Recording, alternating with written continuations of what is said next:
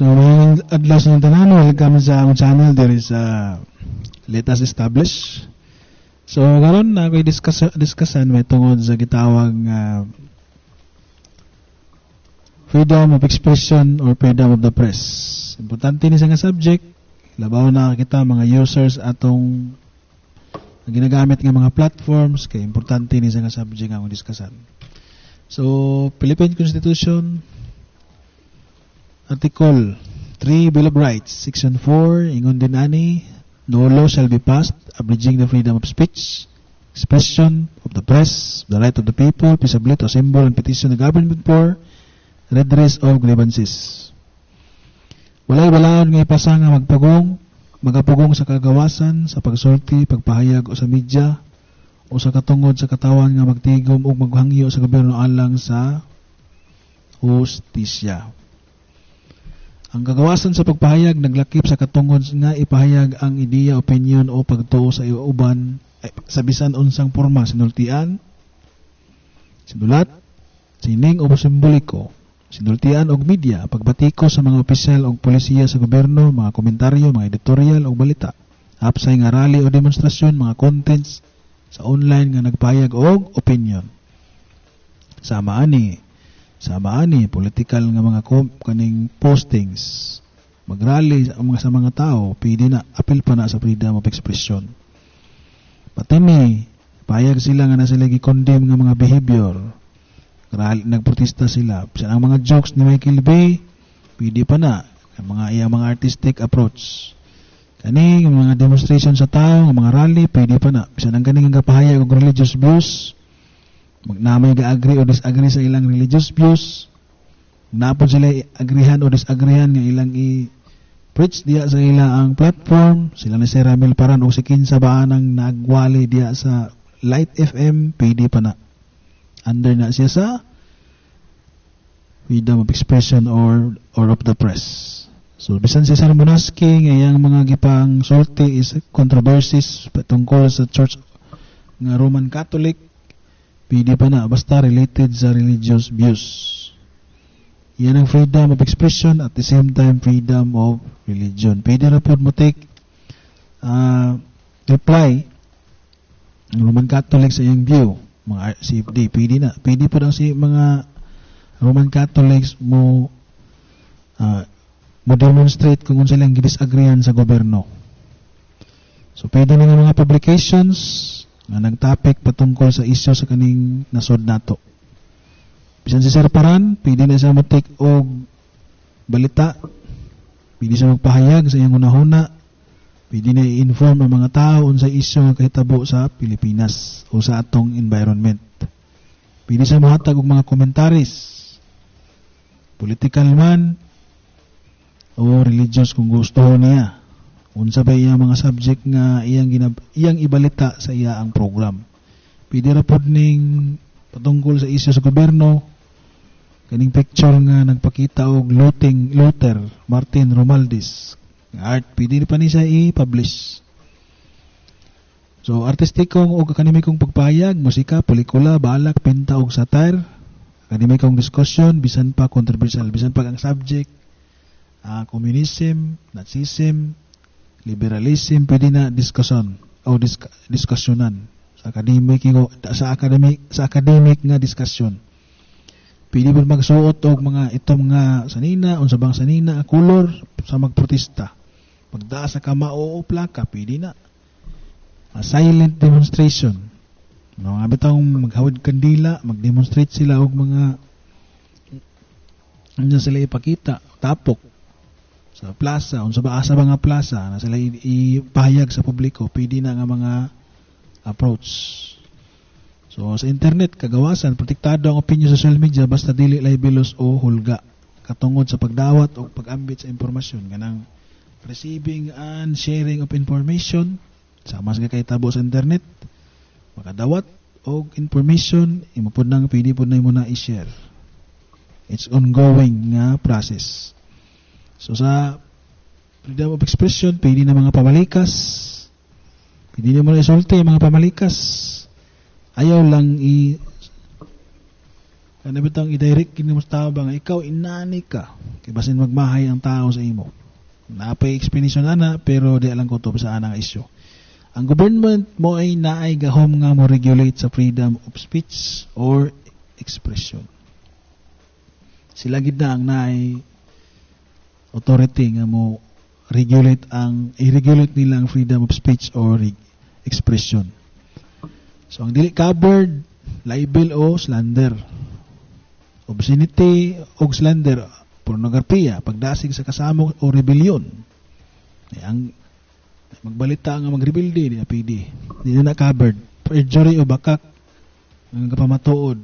Sama na bitaw mga oath, mga anumpa, written man o istorya. Mag-take oath, ando bot man day, perjury na. Usually kay tabo na kaning korte.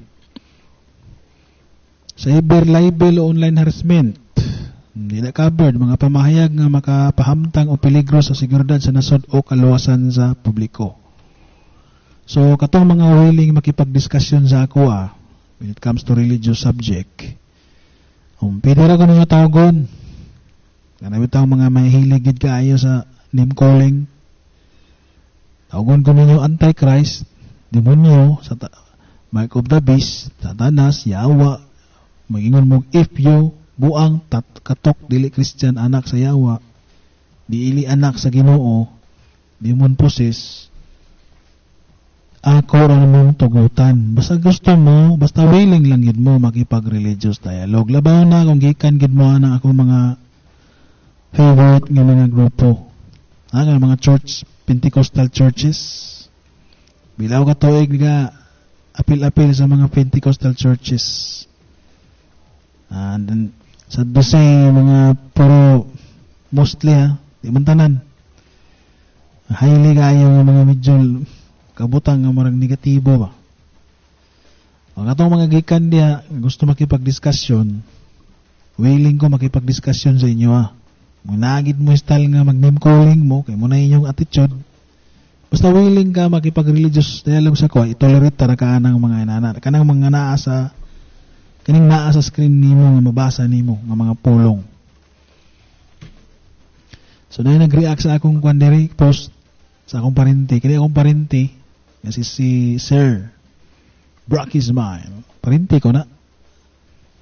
Na ganito time nga gusto na sila mag-open og radio. Ila kong gi-contact. So gisugot ra pug go. Parente ko na mahilig nag-joke. Kusog na siya magpakatawa. Bisan magkita mi na, mahilig na kusog na siya mag-joke ang akong parente. Ako man ang kadugo.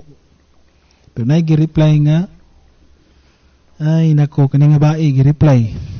Ingon pa niya, Lord ka nga nakino, dili ang ingon mo gawas, kasing-kasing ka, ito laging comment na ko ganiya. Iapod ng punto. Insya wala ko na yung verse, iapod ng huna-huna. Ingon pa niya, mugawas ko no ang muhawa daw ang Holy Spirit according sa iya. Iapod ning punto, wala li basihanan nga muhawa ang Holy Spirit kung sa New Testament era na. Pero lagi nasa ikaw galing ang pagtulunan, iapod na. Di man dali din sa nanawag na gani nanawag daw. Sa nga gisurrender daw ko. May kabalo nga nag-technical issue. Kabalo sa Raymond nga na-technical issue ato nga busa na ko gi-end ang call. Kinaga niya nako yung mga words nga ginasulti. Pag abot saya ang dalonggan, lahi na ang iyang pagdungog. Busa gi-end na ang call. Kapoy man makipag-conversation nga na-technical problem ang device. So pwede ra po siya matawag og isab or usab. So iya naman ning opinion niya niya. Masikanda po sa kabalo sa discussion adto. Ngun pa niya giatake ko no nako personal. Ikaw gani na personal. Ang personal gani nga when it comes sa logical arguments o argumento, makipag-argue ka na ning gitawag nga ad hominem. Usa ka logical fallacy kung diin imong i-atake ang kinaiya o personal nga batasan sa imong kontra imbes nga motubagon ang tinuod nga sulod o punto sa iyang argumento. Muna sa personal attack. Kung man kasabot ning nag-reply sa kuha unsay personal attack, muna ako nang gi-explain diri. Ako bitaw ni siyang giignan nga let us discuss a religious topic. Dili didto sa kaning naa didto ang dagway sa akong parente. Di man siya gusto. Comment pero pag imbitaron na dili balibad. So din ani nagpahibalo ko nga maghimo kog topic o mag content ko. Himo kog topic patungkol sa teaching ni Sir Ramil Paran. Niguhulata walang pikunan. Si mismo gani si Sir Paran o si kinsang mga preachers diya, na sila'y rights nga mohatag og opinion sa unsa nga mga pagdulunan nga ilang giagrihan o gidisagrihan. Naman gani content nga gihimo nila katong Domingo nga link ni Sir Raymond Kabigki sa kuha. Kamulo silang live Domingo to, mga pizza 12 to within ani nga bulan. Iya kong gi-linkan adto nga video. Nag-live sila adto nga time. On air sila adto nga time. Nag-training ko adto nga time. Mamay ko nasuko nga nagkuan sila, nag-content adto. Inana magid na ang kaning kuan. Magpadayag kasi yung information na mo agree na di mo disagree. That's normal.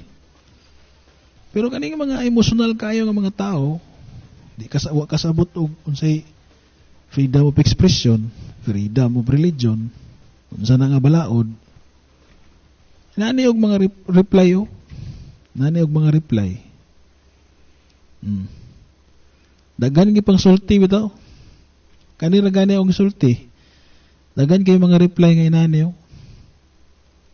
Wa ko na lang na sagi patulan sa mga argumento kay kapoy man ang mga hyper emotional nga mga tao. Pag imbitaron nimo na sa mga diskusyon nga proper, di man na mo engage. Imodto ra man sa mga emotionalism ng mga klases tao. So ingon ko imo lang freedom of your thoughts, ano lang ko freedom nimo na. Taang sa replies, mo na akong gi-reply sa iya kay lisod man na ina na klase sa tao. Modto ra man sa emotionalism. So muna yung mga reply. Wala nang replyan og mga nana kay kapoy makipag argue ng tao pero inimbitaron na sa diskusyon, but lang kung mo engage ba. So, pero kung mo engage man galing may tabuan wa mo gapon sa emotionalism.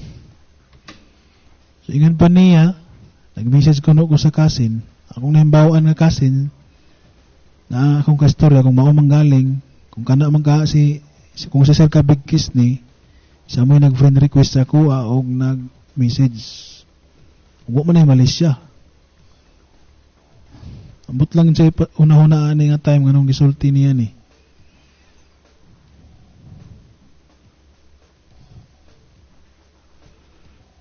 So, ingon pa niya dire, nasina daw. Speculation ni. Iniyang mga istorya nga nasina. Distract daw ko no.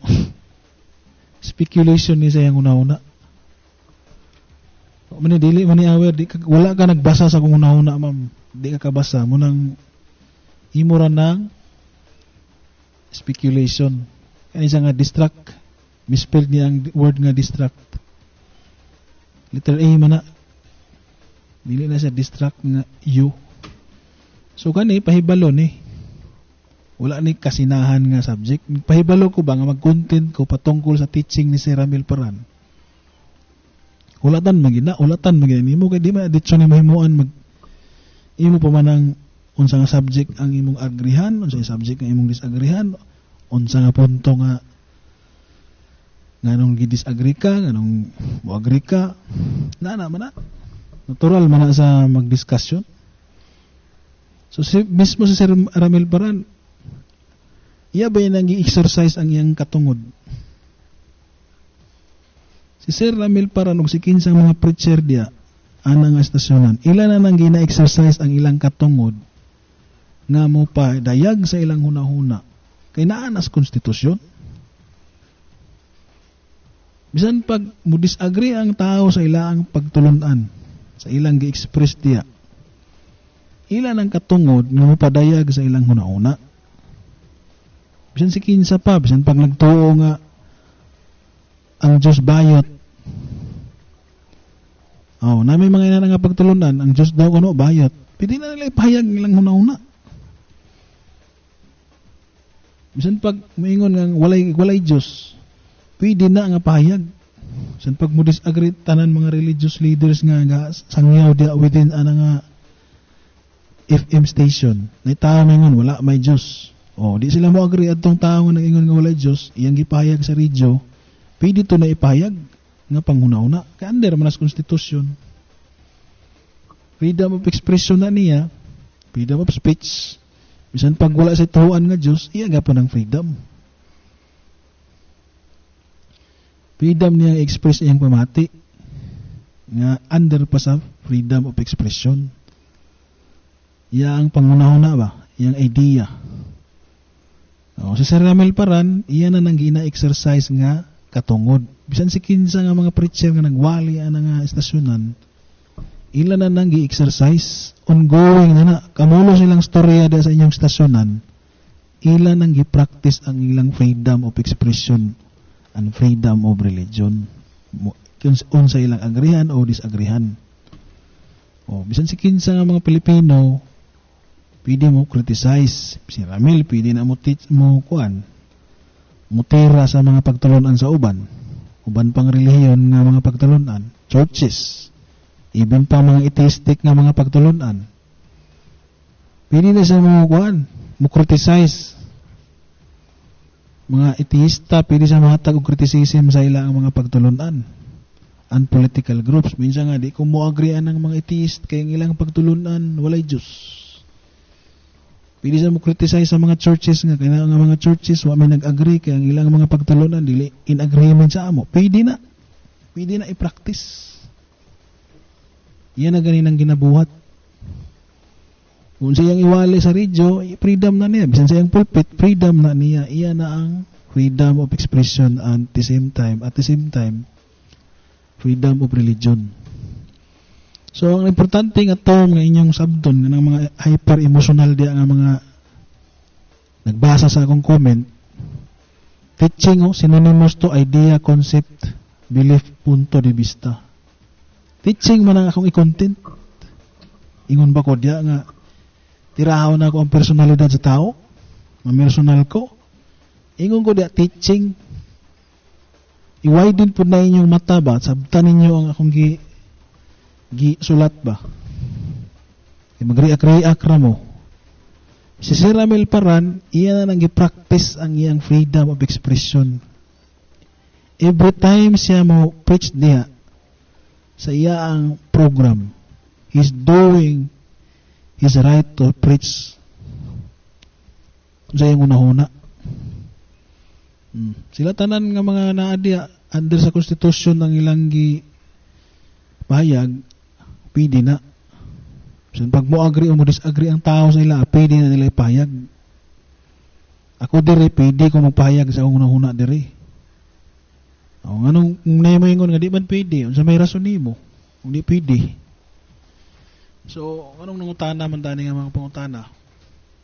So, ang dili under, dili cover, ang dili cover sa freedom of expression, slander, kada akong gidiscuss kaganiya. Napay isa, threats, hulga, mga hulga. Nainang hulga diri sa kuwaw. Attention mga kaigsuonan nga naminaw niini nga content. Wa ni kasabot unsay freedom of expression o freedom of religion. Si Sir Ramel Paran o si kinsa mga preacher sila ni Monaski, sila ni Sir Elmer, kana mga 70 Adventist o si kinsa nga mga Jesus Miracle Crusade, unsa pa na ang religious group niya, ila nang gi-practice ang ila ang freedom of expression. Bisan pag magtirahay sila og mga pagtulunan nila diya, di mo agree ning isa sa isa, di mo agree ning usa sa iyang kaatbang, pwede na. Kay under pa na sa freedom of expression at bisan freedom of religion. Bisan pag di sila magkinaabot sa ilang pagtulunan, ilang express na, pwede na sa radyo. Ikaning isa, hyper-emotional kayo, nagbahad sa kuha. Kaning nagbahad sa kuha, parehas ning apelido kang Sir Albert. Iya ko na kung panitan, ingon niya, panitan na ko niya. Naidoa ka babae bitaw sa una nga gusto makig-away sa kuha ba? Pisikalan. Wala ko may engage tungod kay babae sila. Duha kabuk sila. Pero kung tuyoon gid na ako, pwede man gyud. Pero lisod mo kung kay babae ba? Na ganito yung time nga nakoy gidakop mga laki. Nakoy gidakop sa bukid sa una nga nagdala pag ito silang sundang. Ako na pugoy gidala. Ako silang gidala paingon sa police station. Tulo to sila ka buok. Naga to sila mga kusog, mga lalaki ganito, gidakop to nako. Ng mga tao. Nangito yung kawatan sa una dito sa akong gibantayan nga property. Nagdala siya gamay sundang, ako nagdalag kahoy, nagtalikod siya, kung gisunod-sunuran o sa kabantay. Huwag ginaw gibirahan, kaya kung gibirahan to na ako, pwede may tumatodas dito sa area, akong gibantayan. Pero kaning isa, nang hulga. Suko siguro ni, kaya nag-ingon ko nga, mag-content ko patungkol sa teaching ni Sir Ramil Paran. Si Sir Ramil Paran naman na sa'y katungod mo, pahayag sa iyang pagtulunan. Pwede na sa mo disagree sa akong pagtulunan. Yan naman ganing gibuhat. Pag ako lugar din ani, sa akong YT, magpahayag ko sa akong pangunahuna, di lugar pwede. Nadili man ako na pitirahon ang tao personal, iya ramang idea, kaya kanang idea ni Sir Ramil Paran og si kinsa pa ng mga nagwali, di abisan ka ng 70 Adventist di nga nagwali. Di na bago. Pwede ko na disagreehan without being ang personal sa tao ba. Ikan ni kay hyper-emotional. Nagbahad sa kuha. Nangutana na ba ako sa bukuan? Pulis. Naku yung mga kailang nga pulis. Nangutana ko unsay take action ani. Pwede ko gini sa kasuhan. Basta nagunahon na pa siya nga muadto pag barangay hall. Iyang gibuhat. Kani iyang gibuhat sa kuha. Dili na ni barangay hall level nga issue. Dito na ni sa korte.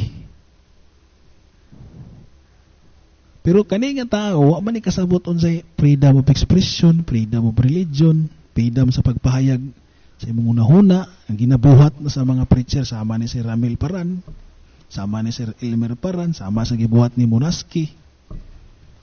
Tanan mga nag-preach niya, gina-practice nila ang freedom of expression, pati freedom of religion.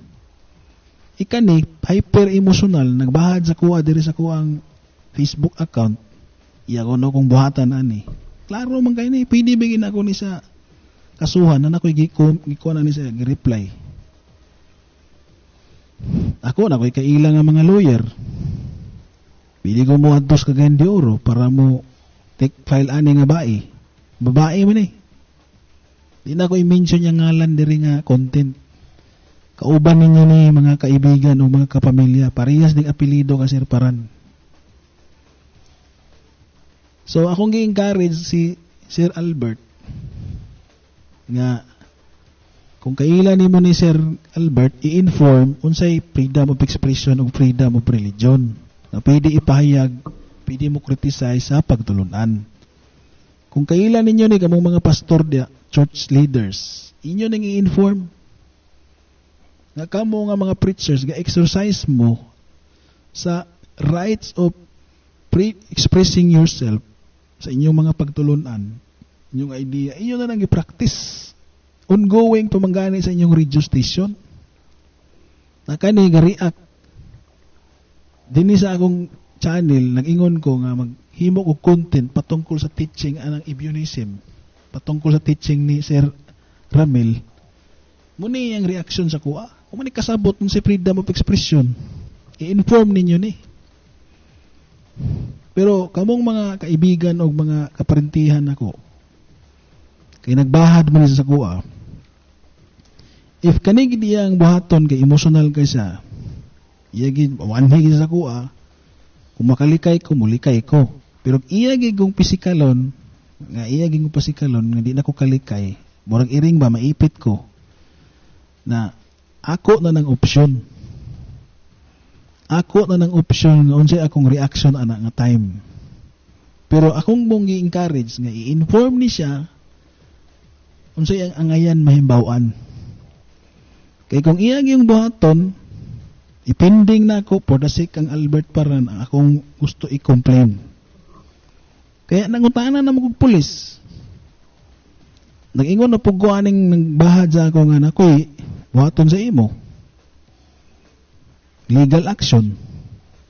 Wa kasabot ba unsay freedom of expression o freedom of the press o freedom of religion? No man ka gets.